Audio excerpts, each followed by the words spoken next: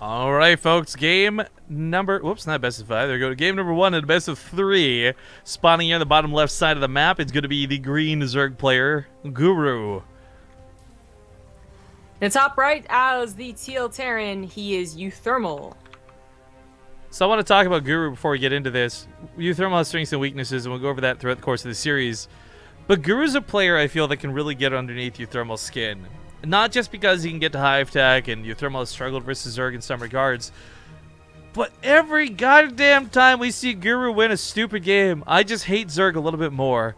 Because if there's one guy who makes me just like go nice race bro, it's Guru. He will do things with no tactics, no strategy, just brute force and win. It's crazy to me to watch it happen, but he does it all the time. Last time we saw him was that Ultralist game that I personally got tilted just watching, but all silliness aside, in all seriousness, if Guru can get to that late game, he's a pretty unstoppable beast. But as we've seen with uThermal, he's really good at hitting timings on 2 bases. He's really aggressive, and it does seem like his best games are the ones that take on players before they get late game. I think in these positions on this map, we probably won't be seeing super late game. Like maybe Guru will get to Ultralisk, but not much beyond that.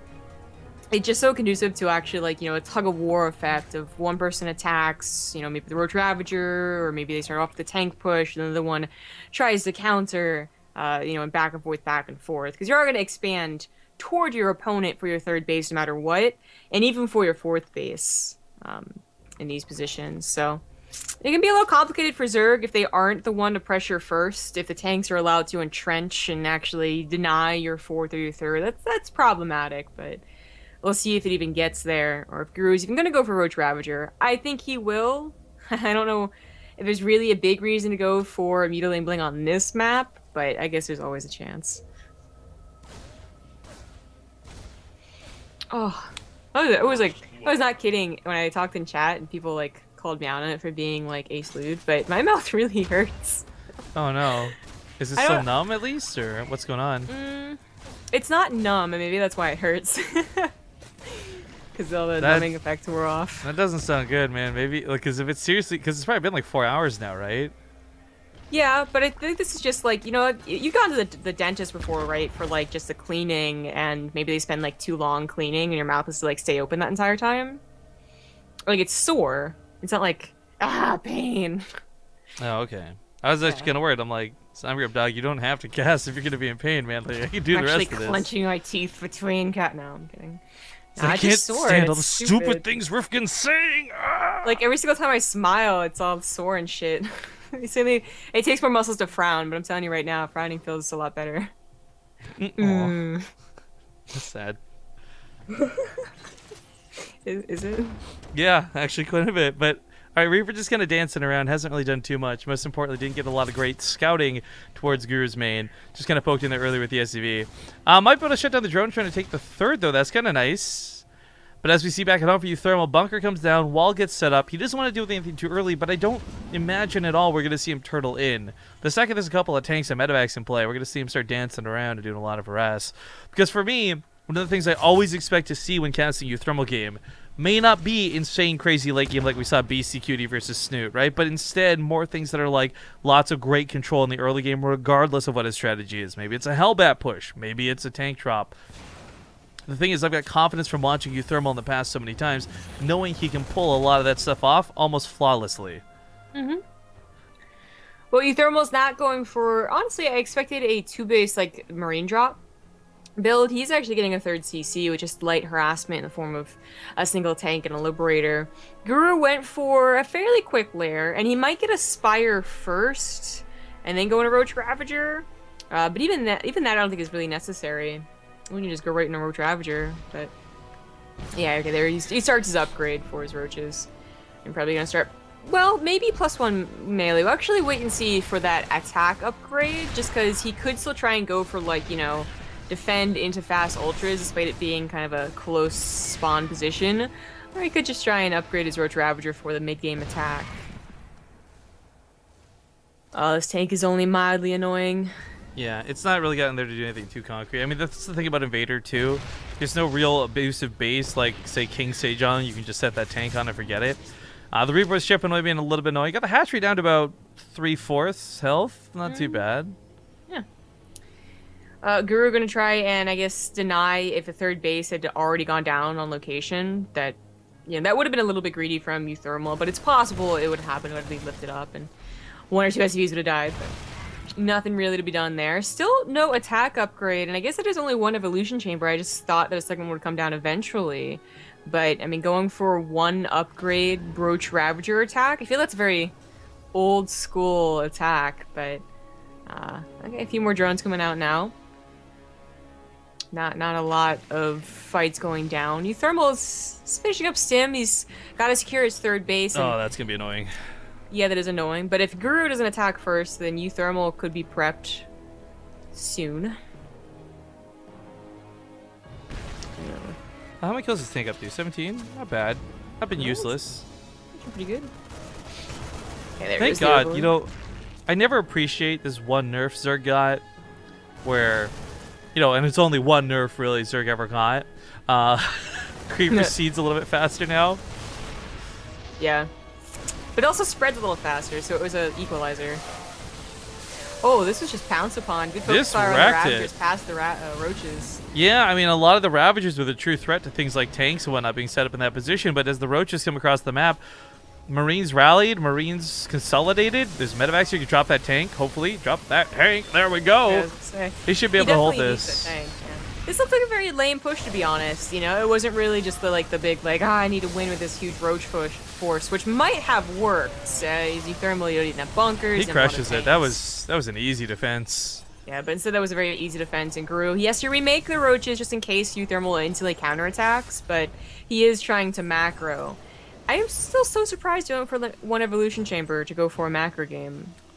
Yeah, I really thought this would be a lot more brute force out of Guru. Not just based on his MO and play style, but just because that's the course of the game. But while this goes on, he is moving towards Hive Tech, which I find really interesting.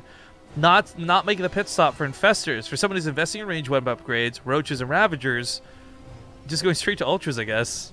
Yeah, and that is very dangerous. If uThermal is dropping everywhere, not so much of a problem. You just plant some Roaches. The Infestors can actually wait for their fungals. But if, there's actually a direct push, I don't know if this is going to be enough. And uThermal, his combat shield is getting ready to finish up here, so he could try and push. He could push into Guru's 5th, which is a little bit... it's literally out there for Guru to get. Pushing into the 4th, oddly enough, would be actually riskier for uThermal, as that would be an open position, with a concave surround potential. But you would want to deny the 4th. It's usually the whole goal.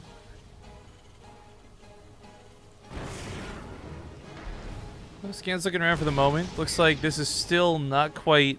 I mean, kudos to 1 tank doing so much, but this is still silly to me that this has gotten away with even killing creep tumors. No crystal bios, of course, no fungal growth to lock them in place. Infestors are finally out, but without pathogen glands, so only a mild amount of fungal growth available. Ultra's coverage is on the way, and uThermal's got to push soon, or just accept, making a 4th base and dealing with Ultras. And I really thought that he could have hit sooner. He could have hit probably a 4+1 finish for Guru and been an upgrade advantage. It's gonna be tough though, because we know uThermal does not play well in that late game versus Ultras, but timing's still on his side. He can still push. A lot of the best Terran games we see end up going out while the Ultras is on the way and the cut display's only just begun. But no, it's 2 Liberators in the main harassing, driven off by the Spore Crawlers. 2 medevacs on the side of the map. Well, if this is a surprise, then, more power to uThermal. You could actually snipe the gold base, potentially. But sniping the gold base, while good, and getting the drones good, is still, there's another base to go to. There's an opportunity for Guru to remake those drones with the big bank that he has, and things are getting worrying. Ultras are now on the way. He has enough to start plating as well. And while the upgrades aren't what they usually are, usually we do see 2-2 melee, or 2-2 missile, but more commonly melee nowadays. He is still getting the armor upgrade, so the Ultralisk will be, quite buff. Nice now with the Liberators getting a couple of his eggs shut down. Big push finally comes down the middle of the map. Is this going to be enough? The fungal growth across the ball is going to land. Looks like this army will manage to survive it. He stims on through, and this is actually going so well for uThermal. Guru down to half the supply now, not looking so hot. Lost a lot of those infestors. Ultralisk pop without Chitinous Plating, get torn to pieces. Drone's getting pulled. I think they know they're going to die. Ultralisk on the front lines again should not be here. This is something where I think he just pushes to the natural to win. If he pushes any of these other bases, it'll be harassment at best. Yeah. I think uThermal did win with that push. And it Surprise, looked so mother trucker. Oh, easy. Damn. Guru, I just hoping that maybe one of these ultras will finally have plating. There he goes. GG. That was really down to the wire, though. That timing for uThermal, as I mentioned, it's like you have to push before the Chitinous Plating is done, before the ultras are really out and play in heavy number, and he did just that. I was really worried with the Medivacs doing so little and the Liberators being so lame, but that worked out really well. And that'll be game number 1. We'll go to a small break while we get to game 2, but we'll be in there ASAP, so stick with us, guys. I'll see you soon. Okay, we're back, and again, I just want to remind everybody, our schedule's a little bit behind because of the way these matches have lined up. We're still casting the round of 8 right now. Not so bad, though, because it means more games, but we are waiting for the winner of this series to advance on to fight against Major in the semifinals, and of course, Snoot awaits for the top half of the bracket to catch up. Bly versus Billowy into versus Neeb into versus Snoot. So we'll be casting both the semifinals. The way this will work out, though, is I guess 2 best-of-3s and a best-of-5 after this, by the looks of things. That's assuming everything goes smoothly and nothing goes wrong. Anyways, this is the Corsair Cup, and of course made possible thanks to Corsair, guys, so make sure to check out their gear and their awesome stuff. In the bottom right side of Ruins of Andion, we've got the blue Terran uThermal. In the bottom left as the green Zerg, he is Guru. Timing was pretty sick that game, but it was really funny watching everybody just kind of make jokes about how different Ultralisks are. When they don't have armor. It is like a completely different unit once it gets that Chitinous Plating complete. Yeah. Someone else brought it up, and the action just started to really spiral, so I didn't bother like critiquing it. But it just looked like all of Guru's corrosive biles missed. They hit like 2 medivacs, I suppose. Yeah, but then uThermal had already stimmed past them. So that was something where I would actually like to go back and look at that in slow-mo, because it looked to me not so much that they missed, which they obviously did, but so much that I think the fungal growth may have landed like 1 or 2 seconds too early, so they were freed, and what would have been a hit just allowed them to move forward and out of it.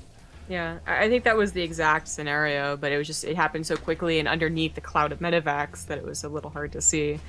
But uThermal is just able to run forward. Let's go, Polt. First off, great name. In chat says, where's the base trade link when we can buy keyboard? I want to make sure you guys get credit. Now, if you're actually serious about this, I would thank you kindly in advance. But secondly, 2 great things you guys can do. There's no codes, unfortunately, or anything we can give you. That's something Corsair is working on, but that's still like a long process.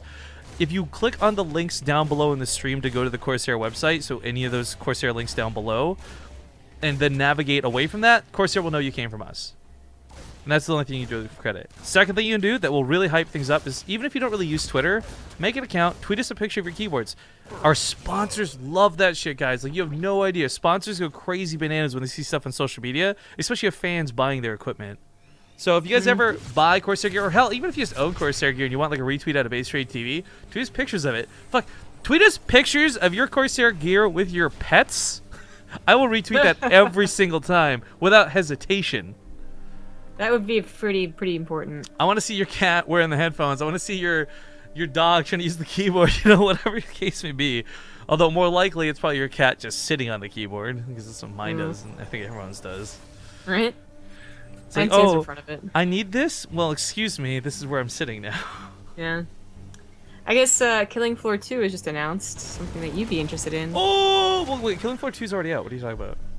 Oh, I guess the expansion for it, sorry. Okay.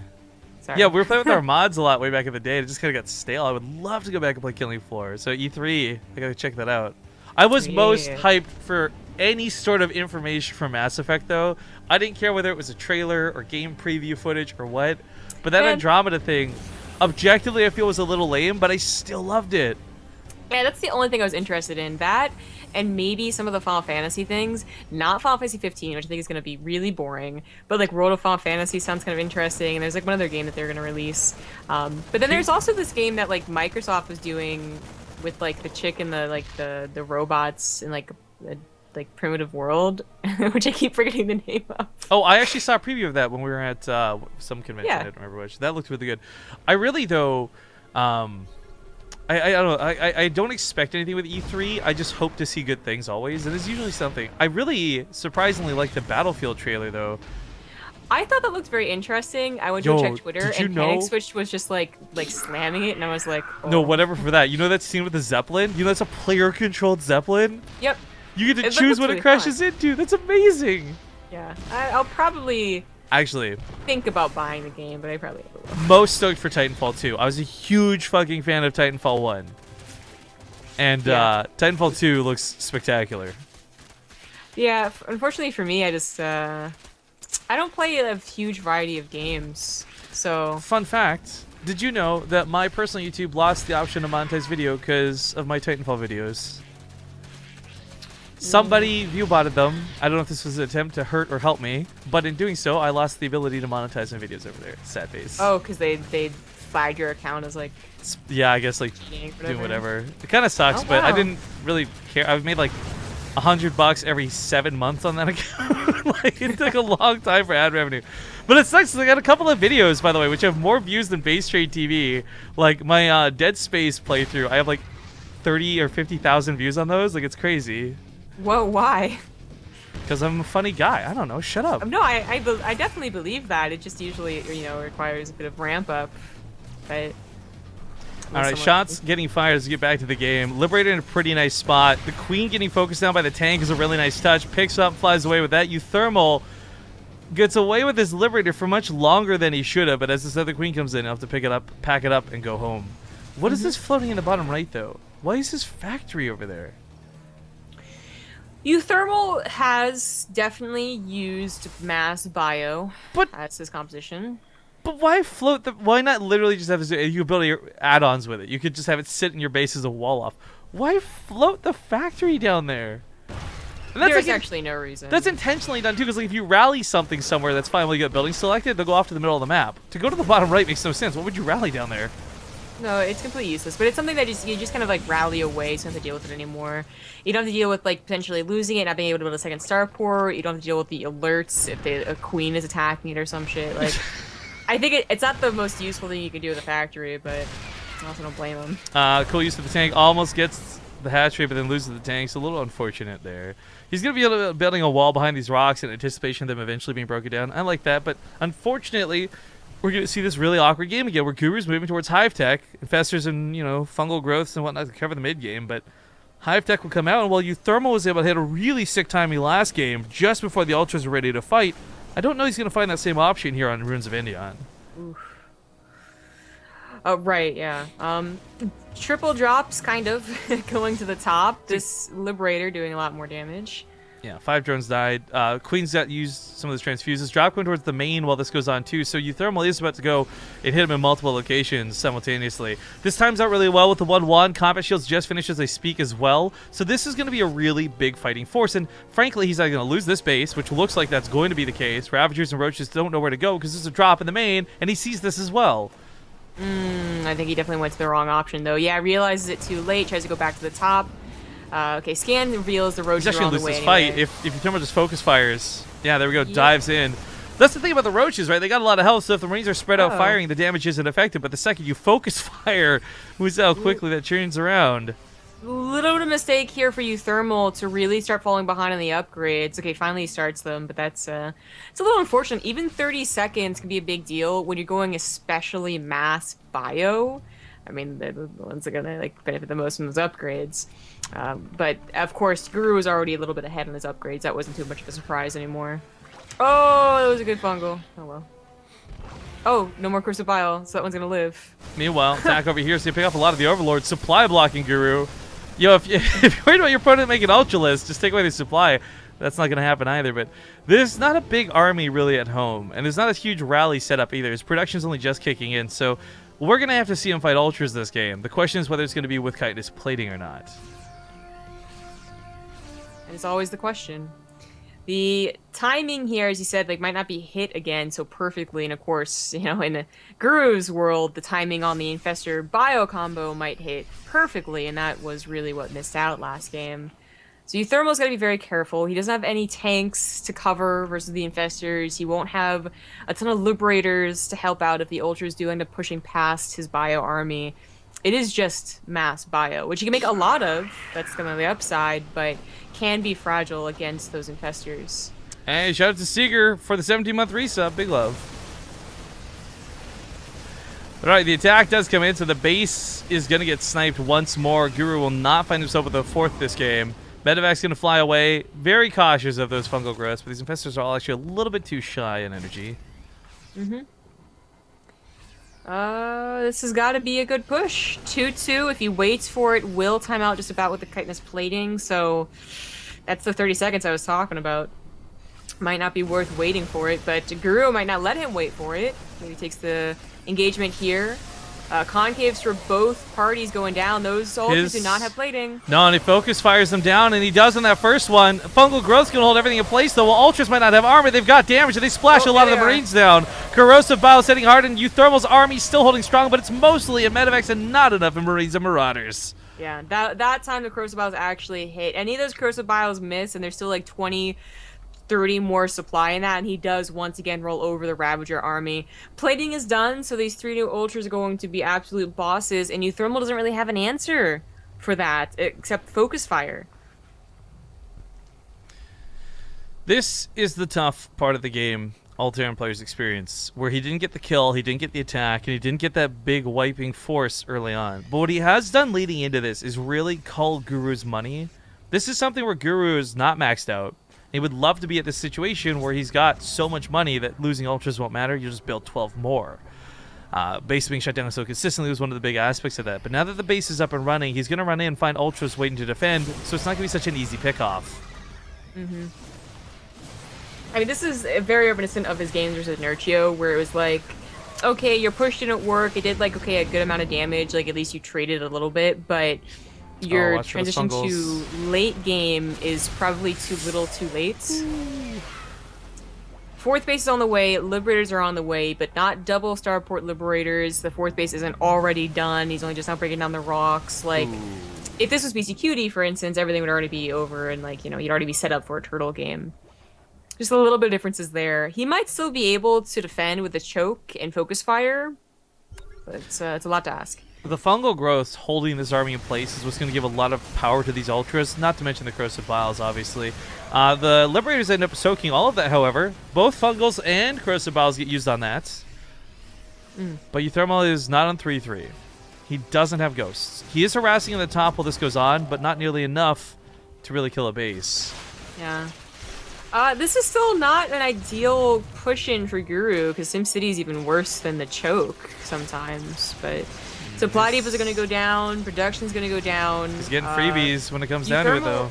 Oh, that was odd. It looked like uThermal was going to try and wrap around for a full surround and then decided not to, so now his full army is here. I don't know about lifting the command center. Maybe using that to choke out the Ultras would have been better, but he does want more of his army in fighting at the same time. Fungal growths go down on the front line. Lots of Marines and Marauders still behind this. Ultralists still not even in the red. First one gets a little bit low. Focus firing this down. Worried about those Infestors. No more energy for anything, really. Corrosive Biles is going to blanket their retreat, and he does hold on to the base. He lost the barracks, several depots, but not too bad for a defense. 2 barracks now.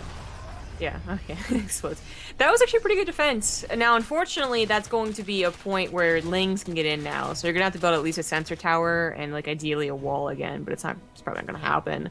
So I imagine these Lings are going to be more of a problem than the Ultras, because they are upgraded. They do have the attack increase, so that planetary, not even planetary right now, might go down. Like, Craglings are serious. They broke in the rocks, they go on top of the planetary, would be planetary, and uThermal might just want to cancel and lift it. Well, the Ultras get focused down and cancel and lift, cancel and lift. Okay. Okay, cancel and lift it nicely down. But as you say, in the middle of the map, he actually takes a pretty decent fight and pushes this back, but into Queens, where transfuses are going to be abundant, and focus fire will not be enough for these Ultras. Oh, he almost gets one. He almost gets one. He gets the Infestors, like, oh no, but the Lings come in. You gotta pick up. Oh, Jesus. I hope he doesn't get fungled as he tries to fly away. Yeah. That still ended up not being a fantastic fight at all. He lost 20 Lings, SCDs and with his fourth base. 40 army supply down. He's gonna have to hope that Guru goes through a choke or through SimCity again, but Guru already goes through the choke, so... That command center was gonna burn, so it's all kinds of bad news. Game number 2 goes to Guru, tying up the series now 1-1. This will put us in the ace match. We'll see game number 3 when we return from this break. Quick little note, by the way. Someone said, I can't believe I tuned in and you guys weren't on break for once. It's the first time ever. And I know that wasn't intended as a shitty remark, so I'm not going to take it as one. But statistically speaking, we played 2 minutes of commercials, and on our most consistent ad per hour ratio, it's per like 15 to 20 minutes of gameplay. So if you're consistently joining the stream and you're seeing us during ad break, that is actually kind of a rarity. That shouldn't be possible. But anyways, we'll see you guys in 2 minutes. All right, folks, welcome back. Game number 3 as it's tied up 1-1. I would like to quickly, before we get into the game, shout out to Hard Revenge for these raffles he's doing in chat today. I guess he's giving away some games, kind of Kitty the Neko style. So cool to see over there, man. Thank you kindly, and I hope you guys are having good luck with trying to win said games. But speaking of trying to win said games, in the top right, he's looking for this game 3 win. It's going to be the green Zerg player, Guru. The bottom left, kind of, he is the blue Terran, uThermal. So an interesting remark in chat is, again, people see Ultras and they look stupid and they look silly. And there really is no other single unit in StarCraft 2 right now that looks as ridiculous as an Ultra can. Not saying that it does, but it can look. Wait a minute. Ravagers, Graviton, beamed. Okay, I didn't mean ridiculous in terms of, like, hilarious. I mean in terms of, like, fix that fucking unit, Blizzard. Anyways, my point of this statement, though, is someone saying in chat, ghosts are useless, they can't even stim. We actually have something really big happening, by the way. Yep. But just quick note, Ghost's speed increase is actually so good right now, they pretty much do keep up with stimmed units. Ghosts are not what they used to be. I thought that was actually a very fair upgrade. I think everyone's reaction to it was pretty on point. Like, that's a good upgrade, but it's not going to make Ghosts, like, stupidly good. Because back in the day, it was more like you were thinking more about versus Protoss. Yeah, absolutely. Now they use versus Zerg. But it's still the same deal. Like, at least they can catch up to your bio. I really feel strongly this is uThermal's subtle way of saying fuck you for that last game. Like, it's 3x proxy. It wasn't scouted by the drone that took the hatchery. It's all Reapers, baby. And a bunker! It's so bad. Oh my god, this bunker. But it's so bad because Gru specifically sent his second Overlord to scout the most common location for a proxy racks, which is your 4th base. And instead, he just barely missed his own 3rd. This is huge. Like, that's just so terrible. And of course, at this time, the Reaper's way too fast, second Reaper way too fast. Guru knows what's up, but it's already kind of like... it's already really bad. Like, this is bad now to see 3 racks proxy. You're not supposed to win, dude. That way we eventually get Zerg nerfed instead of buffed. If you keep winning, then they're gonna go through the 4 larva injects, man. It'll be like the Protoss Zerg problem with Liberty, though. It's a perfectly even 50% win rate, guys. Except that, you know, you either won by Immortal Sensual winning or you lost because they got to Broodlord Infestor. That was the 50-50. You won if you 3 racks. The bunker gets salvaged, by the way. Really nicely done. This first queen went down. The second one actually tried to connect the base with creep tumors. I like that quite a bit, but this might just be too far gone already. Guru is just struggling to do anything to hold on, and while he makes more lings, speed is so far away from finishing. A Spinecrawler is not the answer. A Spinecrawler is just going to get grenaded all day. Yeah, actually. Every single time it moves, it gets, like, half of its health down. Even if it doesn't move, at a certain point, there's going to be so many Reapers, it won't even matter. I mean, as we can see, they can just go around to the mineral line. Like, no sweat. Guru's not mining from the natural at all while this goes on, so this is just getting worse and worse for him as 3 Reapers at a time continue to snowball. Now, this might be him just trying to buy time for speed, but funny enough, if uThermal knew timings, he might just focus down the spawning pool and completely deny that. Yeah, he could. I mean, there's actually no reason not to at this point because there are one too many lings to get into the mineral line. He's thinking about it. He's not going to get the speed kill, but still killing that and preventing lings from being made is huge. Grenade's going to go down on the ramp. Yes, he just tries to juke out these lings. Of course, you can beat speed lings with Reapers, not through auto attack damage, but through grenades. Yeah, but even then, once you get them low enough, auto attack damage will do the rest. I was going to say, yeah, Guru definitely this point of contention, though, this spawning pool has to be protected. It's like insane, but a very important aspect of this. Grenade hits, legs die, scatter. Uh-oh, the spawning pool. Oh god, this might be it for the spawning pool. Oh, He's gotta be careful transfuse. though. He's using a lot of grenades, and he needs to always have at least 1 or 2 available for these lings. Otherwise, he will get surrounded. Oh, the spine core decides to move forward, which is a smart move, but it is unfortunately going to make it vulnerable as it takes so long to burrow. One more shot from the Reaper's going to finish it off. Lings are pretty much gone at this point. Guru was missing out on so much mining. He doesn't have money. This is going to be game 3 for uThermal. Yeah, it definitely is. Queen goes down, dancing going down for the Reapers. Spawning pool is gonna go down next. Good luck. Have fun versus Major. Yeah, Major, of course, waiting in the semifinals. TvZ for uThermal. Whoop, whoop, whoop. GG. I really feel like this really was the best way to just give the Zerg a middle finger after losing a game. But funny enough, the other side of the bracket actually advanced faster, so I'm not sure which match we'll be casting first. We'll confirm with the players, see who's in a bigger rush. Neeb versus Snoot and Major versus uThermal guarantees, first off, an excellent finals. I'm so happy right now. Like, this is actually the greatest finals we could like hope for in a while, but also really good semifinals leading into that finals. So just again, not a lot to be said other than really good matches on deck, guys. So thank you so much for watching. Quick sponsor shoutouts all over. Once again to Corsair. A lot of people were asking, how can you show your support for the stream? How can you show your support to Corsair? Click the links down below. Tweet at them. Do whatever you'd like. They're very active on social media too. So if you guys have any questions about Corsair, feel free to poke them and ask. But it looks like we'll be doing the TvT first. So Major versus uThermal. This should be pretty interesting, but after this, even more interesting will be Neeb versus Snoot. So guys, do stick with us. Make sure, again, while you're at the other side of things, check out all the other links. There's a couple days left on the t-shirt sales for the Civil War t-shirts. Gonna quickly find updated numbers for that before we go to ad break. Where are we at here for shirts sold? We have 17 shirts sold for Team Hearthstone and 13 shirts sold for Team Drogo, guys. Make sure to check out your options down below, and if you're willing to buy one of the shirts, they look fantastic, and it'll support the players because 50% of the money earned from those shirts will go to the players. That being said, hitting you up with a 2-minute commercial break. We'll be back soon with game number 1 of uThermal versus Major.